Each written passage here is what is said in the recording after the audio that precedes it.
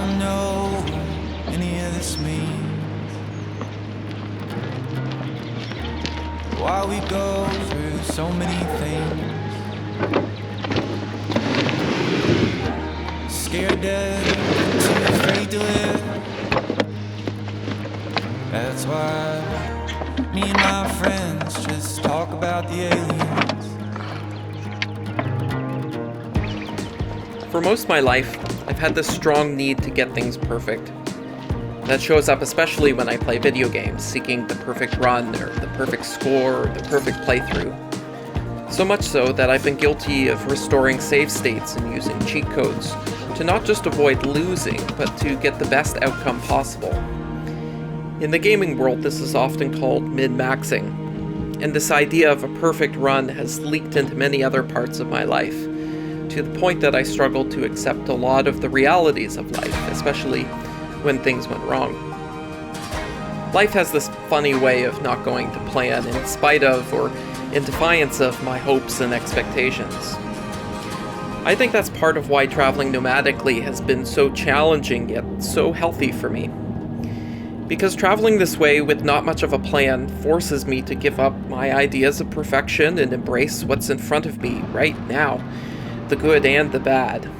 And so this spring, while waiting for new things to begin and old things to wrap up, I answered the wanderlust and the call of the road to fit in a brief trip from Toronto, Canada to Cincinnati, Ohio.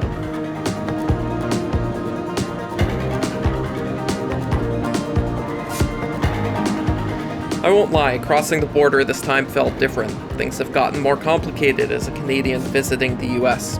And after all, I'm traveling with a makeshift bed in the back of my car. But after reassuring the border guard that I had a work shift to return to in a few days, he let me through with no issues. Many Canadians feel a lot of fear and apprehension about traveling in the US right now. And though I'm taking some extra precautions, I'm choosing to believe that most people in most places are decent. I refuse to let fear and uncertainty keep me from exploring.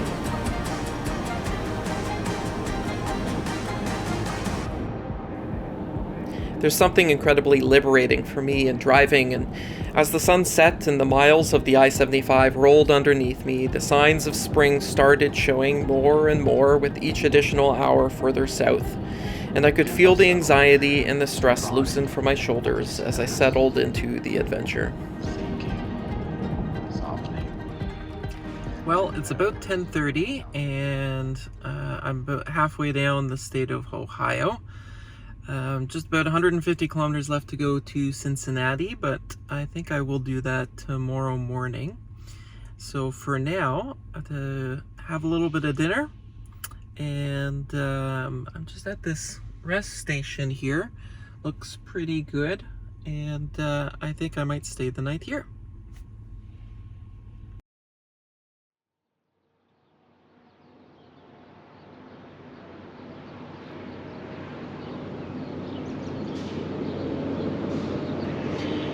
Good morning. So a rest stop along a highway isn't my favorite place to stay, but they're usually not too bad. This one was fairly quiet, and the I-75 was not nearly as busy as or as loud as I thought it would be. So it's now 7:15, and we're gonna go and find some coffee. I was gonna make some, but I'm just feeling like I don't want to pull the AeroPress and everything else out, so we're gonna go and find somebody else to make one instead. I'm not gonna lie, most of the pandemic I thought I might die. 6 feet deep in my ego and pride.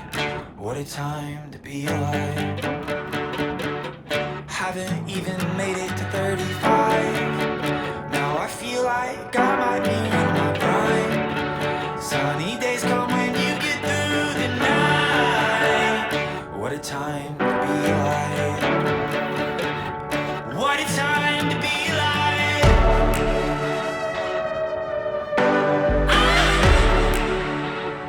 What a time to be alive.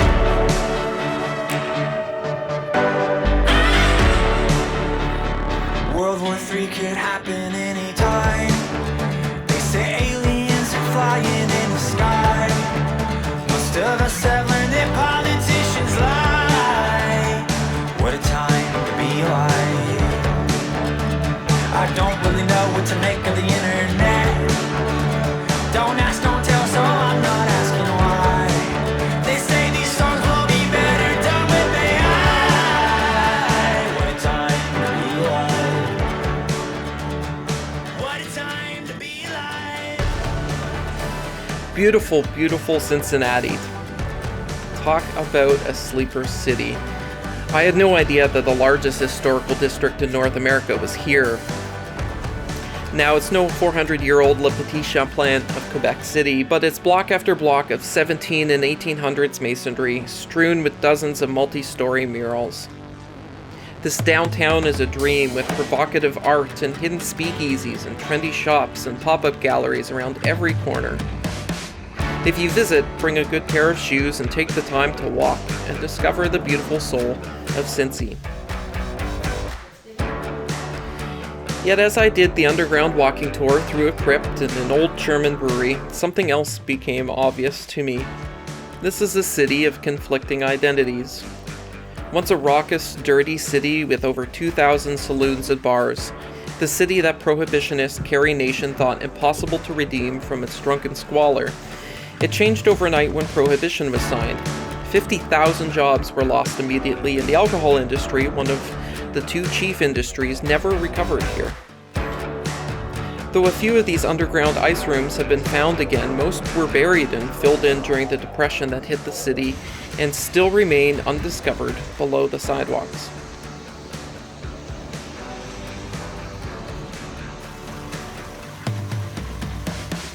Cincy was also one of the endpoints for the Underground Railroad before emancipation.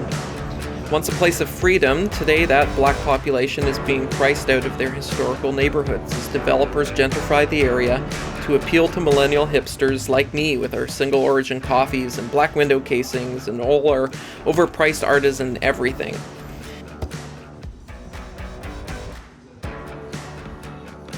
The city captures the conflict and tension that's inherent in change.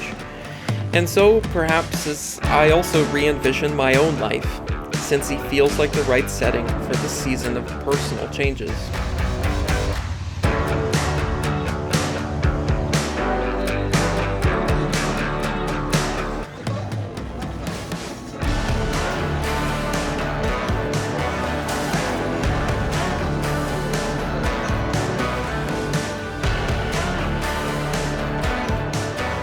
I wish I'd had more time to explore here. I'll certainly be returning sometime.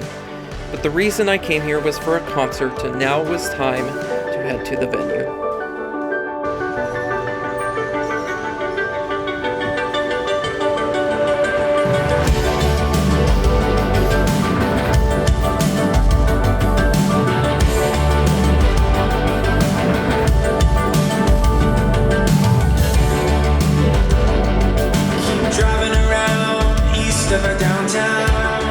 The band is Judah and the Lion.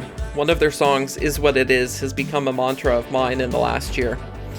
In the face of perfectionism, a lesson in acceptance is quite timely for me. I'm coming to understand that perfectionism is actually denial and has not served me well through my life.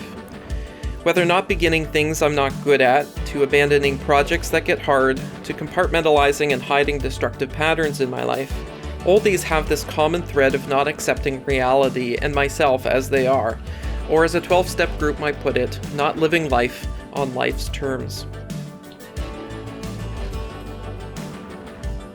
On my drive back to Ontario, I made a stop in Middletown, Ohio, a short drive west off the I-75 towards the Indiana border. I knew someone in this small town with an art studio and had been highly encouraged to pop in.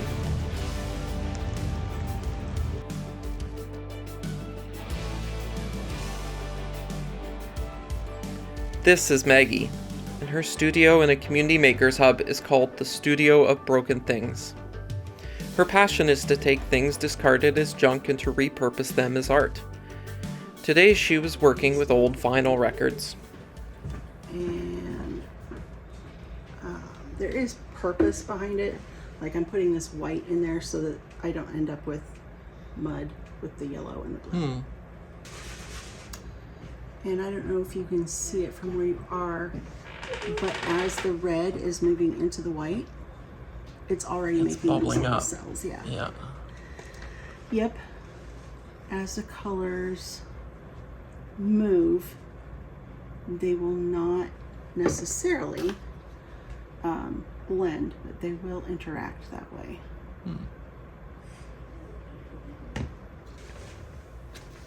As I watched Maggie work, I was struck by how much of this process is actually out of her control. She doesn't work the paint, she must work with the paint. And even what she does intentionally, because of the chemistry of the medium, still changes and evolves for the next hour as it sets.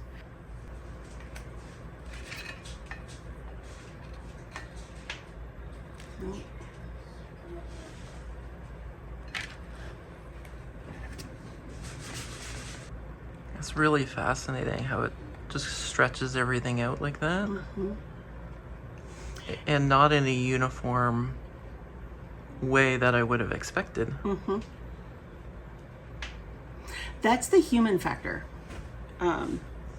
because I can't control exactly how it comes out of the container. Yeah. So you do end up with definitely some variations. So the other way you can make this happen is to, let's do this, to take a color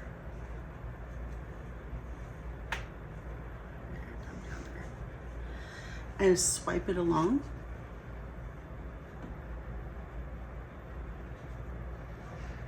Like that. Chemistry. Yeah. It's magic.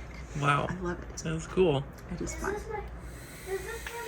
There's an unpredictability to this process, and Maggie's control is rather limited. There is no reset. Any attempts to fix or change it have uncertain outcomes. In the end, these pieces are collaborations between artist and art. Maggie, like me, has to accept what is. Beauty with imperfections and unpredictability and all.